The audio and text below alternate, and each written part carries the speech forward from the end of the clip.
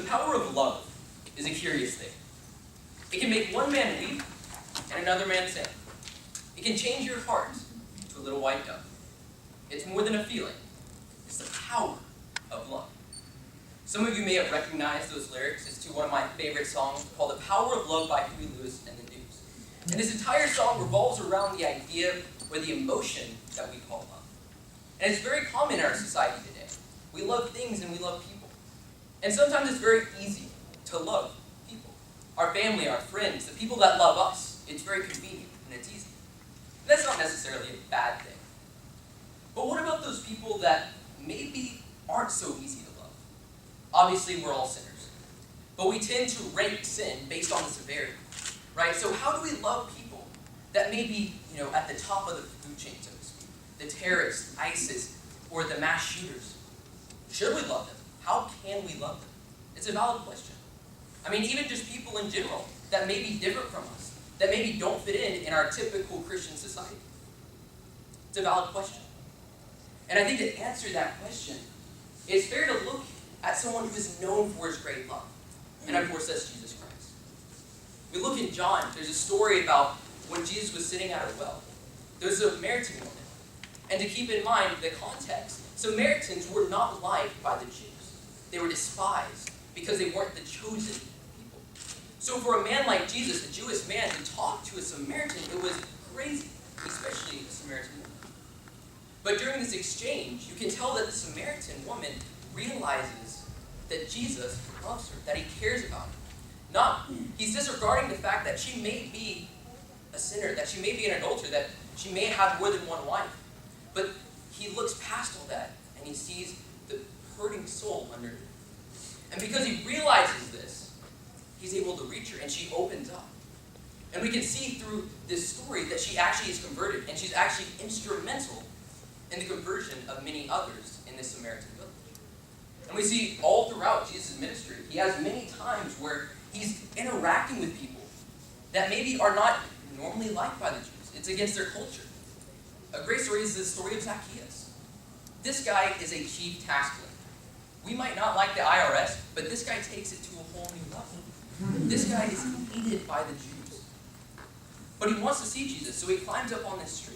And he looks down, and Jesus sees him there. And he says, "Hey, come down. I need to go to your house tonight."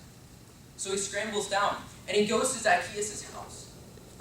And throughout this story, we see that Zacchaeus is eventually converted because he can see that Jesus cares about him, that he loves him. He ignores the fact that, maybe he's a sinner. And sometimes that's very difficult for us to do, even in our society today. So if this is the case, how do we apply this to when maybe someone's different than us? Maybe someone is one of those terrorists. Are we supposed to love them? Well, throughout the Bible, we see scriptures that say, love one another, love each other, love your neighbor as yourself. So it's very evident that we have to. But how do we reach something like that? If you look at the stories, each of them individually, you see that what they have in common is that Jesus doesn't judge them not necessarily judge them immediately. He looks past all of that, and he shows them that he cares. Because if they don't know that you care for them, you'll never reach them. It is a lot easier to reach someone who knows that you love them and care for them than it is to reach someone who thinks that you hate them. And we can see if Jesus used or followed the normal traditions in the Jewish culture and said, I don't want to be near you, Samaritan woman. Get away from me. He would have never reached her. Same thing with Zacchaeus. And we need to understand the importance of the power of love in evangelism. I mentioned at the beginning of the speech, sometimes it's different to love people that are different, that maybe don't fit into our natural Christian, quote-unquote, culture. My school has 3 transgender students. And in the beginning stages of planning out this speech, I interviewed 2 of them. And both of them said they had been to church once. And of course, naturally, my next question was, why did you go back? Interestingly enough, both of them said the exact same thing, or nearly the exact same thing. We weren't welcome there. We felt different. We didn't belong there. In fact, one of them, a guy named Riley, he's evidently, very obviously, a guy trying to be a girl, and he goes into this congregation. It's It's a Sunday morning service. He sits down in the pew, and there's a lady beside him who actually stands up, moves 2 pews back, and sits down after glancing at him during the service. Whether it's intentional or not, that gave off the impression that he wasn't welcome there.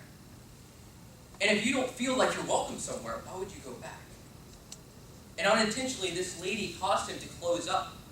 And this church lost the opportunity to reach this hurting soul, which maybe they would have had an opportunity there. We don't know. But we have to be careful of the way that we interact with people who may be different. If we close them off, if we try and separate ourselves and not try to reach them and show them that we love them, we will never reach them. At the end of the song, The Power of Love, again, my favorite song, in the chorus, it says, it's strong and it's sudden. And it may be cruel sometimes, but it might just save your life. And that is the power